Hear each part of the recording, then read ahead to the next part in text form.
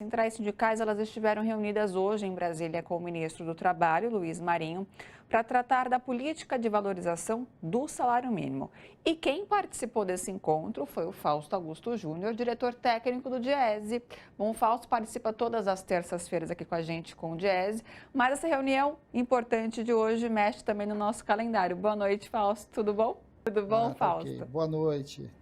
Boa noite, boa noite. Primeiro, agradecer aqui. Estamos de novo aqui nas segundas-feiras para conversar um pouquinho sobre o salário mínimo e o que aconteceu direto de Brasília. Então vamos lá com as notícias, né, com as informações. Como é que foi esse encontro, Fausto? Bem, primeiro foi um encontro amplo, né, importante. Estava um conjunto das centrais, estavam diversos ministérios. O ministro Marinho coordenou a reunião como ministro do Trabalho, mas estavam presentes o Ministério do Planejamento, o Ministério da Previdência, o Ministério da Fazenda, ou seja, o governo estava à mesa de um lado e os trabalhadores do outro para fazer a discussão de como será a nova política de valorização do salário mínimo.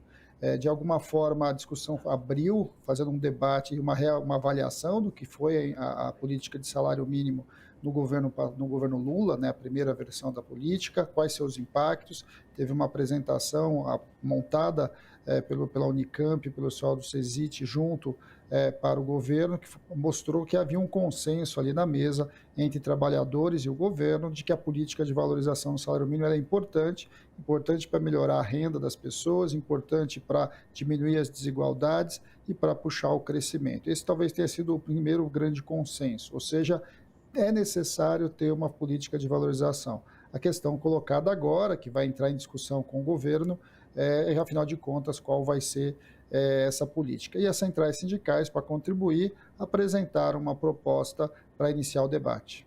Que é importante, né, Fausto, as pessoas entenderem, até mesmo o governo, né, de que a questão do salário, valorização do salário é um efeito, uma cascata, né, que no caso mexe com o poder de compra do trabalhador, isso reflete na economia, que consequentemente ajuda toda a sociedade, né, reflete na sociedade como um todo. Sim, o salário mínimo atinge de maneira direta cerca de 60 milhões de brasileiros, seja aposentados, sejam trabalhadores dentro das empresas da iniciativa privada, sejam trabalhadores do setor público, sejam trabalhadores do setor informal.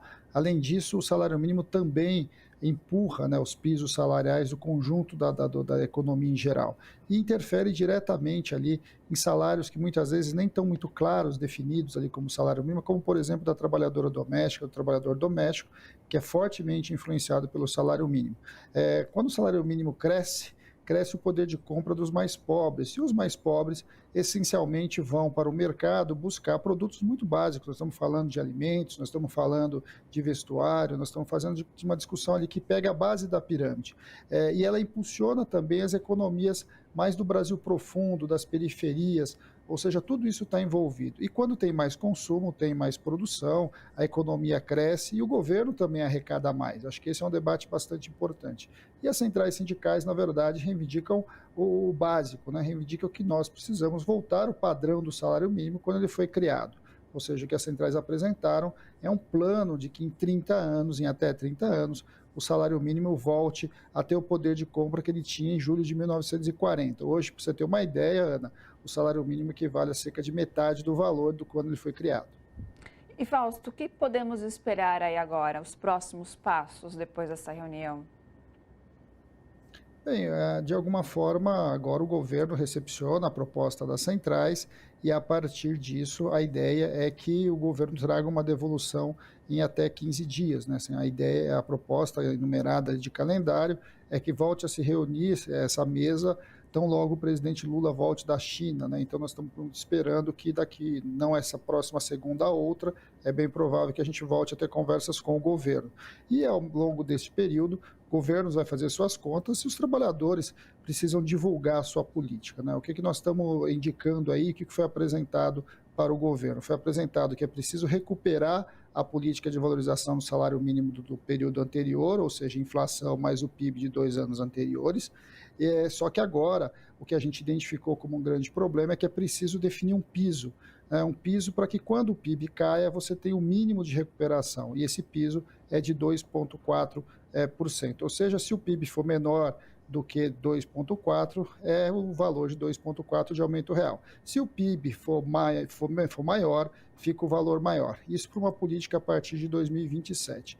Para o governo Lula, as centrais apresentaram uma proposta de que o salário mínimo dos próximos 3 anos deve ser reajustado pela inflação, pelo PIB de 2 anos anteriores, mais 2,4, ou seja, acelerar essa política. De alguma forma, a ideia é que a gente construa um debate na sociedade de que, tal qual a inflação precisa ter uma meta, é importante que a economia brasileira tenha uma meta de crescimento e a valorização do mínimo também.